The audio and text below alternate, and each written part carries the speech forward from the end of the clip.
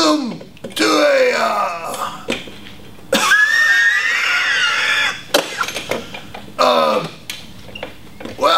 to a hunter's life. God dang it, I'm old, damn it, I can't read the damn cue card. Damn! Don't be acting like that, I'm gonna get up out of this damn chair. God damn it, get in my locker. I'm gonna come over there and I'm gonna whip your ass.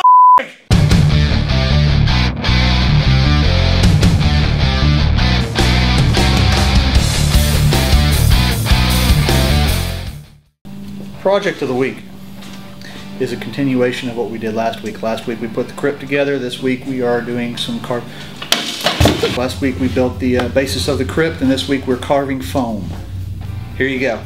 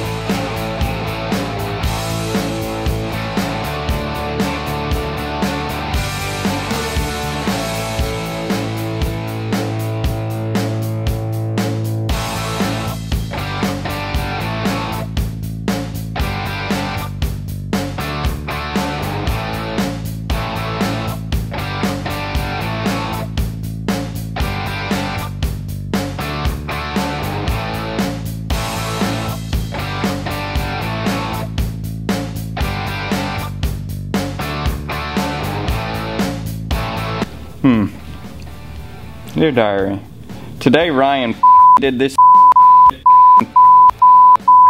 Ryan with Bart,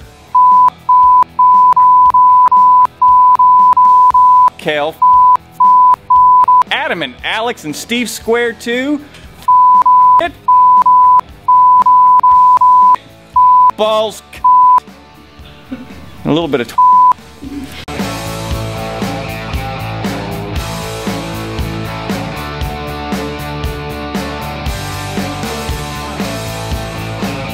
Welcome to a hunter's life, where we get mail. Escorts. Yes! Cade Lakewood. So in this last episode I asked what I can do to improve my haunt skills, and you said to break it down, so one thing that I need to improve, this is a long one, is my foam carving for walls in the haunt. So what advice would you give me about foam carving? I just started, so I really just came in and just had a picture in my mind of bricks, you know, of concrete wall broken away with bricks behind it, and just started doing it. Really, to tell you the truth, there's a couple of DVDs out there that you can find that'll actually give you some very good instructional video to it, which is one's at hauntworld.com, and the other one is Bad Boy Scenic Design. I don't know if they're still selling that or not. I forgot to message Mike Tattoo to see if they were still selling that, but you could probably search it and find it. Other thing I would say is just trial and error. Yeah. You'll be happier that way when you actually do something and you're like, oh, wow, I did that, without even trying other things. So trial and error is one of the big things that all hunters learn from more than anything. And that's the reason why this piece was done, just to That's what we call error. Yeah, that's an error. That is an error. Rise Up With Me asks, can you guys give a brief summary of the haunt house story? That's him. Go to www.thehaunthouse.com, and there's a link that says backstory. It's all there for you. Spoils killed people, made other people, got closed down, the cops raided, got opened back up. Now we are. Yep. Party, party, party, party, party, party.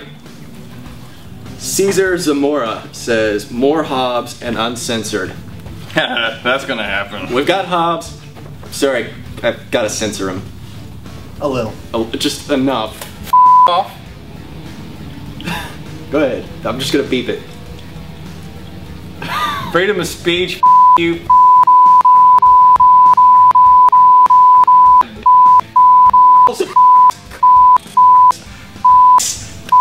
Why in the do you bleep?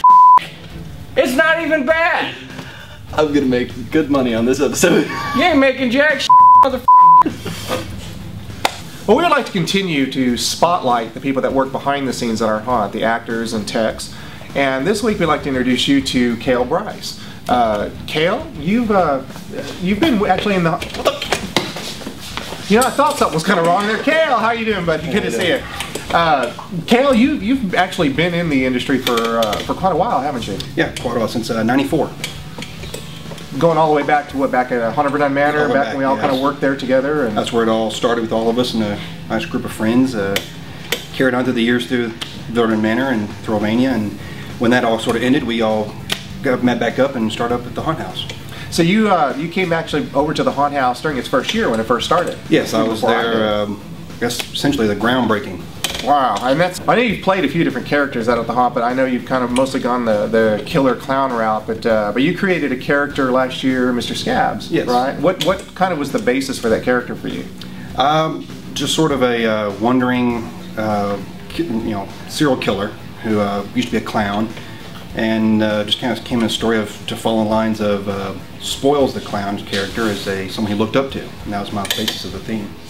Well, something that's kind of interesting about his character too is if you go to our Facebook pages, you'll notice that even though people seem to take pictures with all of the characters out at the Haunt, he has more pictures with people posted on Facebook than any other character I've ever seen from our Haunt.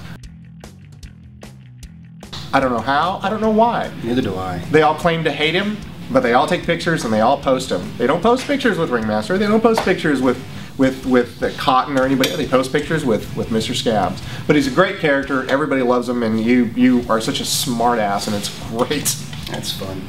So, Absolutely fun. You plan on sticking with us for a while then? As long as you'll have me. It's been a blast here. I can't wait to many more years. So I was thinking at least another week since the long. Hopefully, yeah. So that would be good. Well, hopefully you'll start kind of showing off some of your other talents here. I've noticed here that you're a really good sculptor, and we didn't know that. So we need to get you to start sculpting on some stuff out here. Maybe make some masks and things. That'd be fun. We can get started on that. That'd be awesome, ladies and gentlemen. Kahl Bryce. You know, a couple of weeks ago we introduced you to Uncle Charlie here, and what we'd like to do over a series of episodes, we won't do it every week, but over a series of episodes we're gonna give you a little bit of an inside look of the creation of the character. Now, a couple of episodes ago when we introduced him, we talked about kind of where his background was, where he came from, how he got some of the wounds that he has. But now I know, we got to go into the next step as far as, how do you think you would want Uncle Charlie to dress? How, what direction would you want to go with costuming and kind of why? Michelle already bought a costume, however, I don't think it's going to work. She actually bought a jumpsuit, like the old men jumpsuit. Yeah. That has this, but it's like it almost looks like velvet. I mean, it's just or polyester or something. I don't know, man. It's Uncle something. Charlie Elvis. But the only problem is that it's short sleeve, and of course, being an old guy and all that, of course, I can't go out there with my tattoos. Like, oh, there's Cotton, So I told her I don't know if that's going to work. We might just distress it and have another costume or something like that. I was thinking about the old pants, bringing it up around the waist, shirt. I'm still playing with it. I don't know exactly as far as, there's several things. I don't know what he would wear. That's the problem I'm having is, him being a, kind of a going out but he's going out and getting characters and this and that, how he would dress. Now, of course, he's probably dressed different now that he's not doing that. True. So, just what would he be wearing now? Because he's not going out and getting characters. He's pretty much retired. He's an old grumpy fart that, So I'm really having a hard time trying to figure out what he's going to wear. Well, I like what you're saying though with that, because because what I'm picturing is that I think about like back when he was first found by Spoils, and he was in the curio shop and that kind of business of bringing in these collectible things. I imagine him being kind of a guy with some style, wearing nicer suit pants and shirts and stuff, kind of what you're saying. But as you get into that older kind of codger character, I see that having the pants pulled way up and cinched kind of tight and the really loose fitting. I mean, I see him still trying to be stylish, Right. But he's so old now, and of course everything's all splotchy and pea stained and all kinds of just really. So I see him just being an older version of that. So I like that idea. So well, I know that whatever we do get, it's got to be long sleeve. We also I'm thinking about doing some gloves that have fingers cut out, because I really can't show my hands because they just don't match. Right. Just covering up as much skin as I can besides the head, to make it more believable. That way there's a young guy in there. But I'm thinking with props, a cane, walker, colostomy bag. I love the colostomy bag idea. So, Well, we'd like to remind everybody to go to our Facebook page, and be sure that when you're on our Facebook page, give us your ideas and your suggestions. Give us some constructive criticism. Tell us what you'd like to see on our show, boys and girls, and what you don't want to see on our show. We look forward to your cards and letters and any presents that you'd like to send us. And we'd like to thank you for joining us for another episode of A Haunter's Life. And don't forget, subscribe!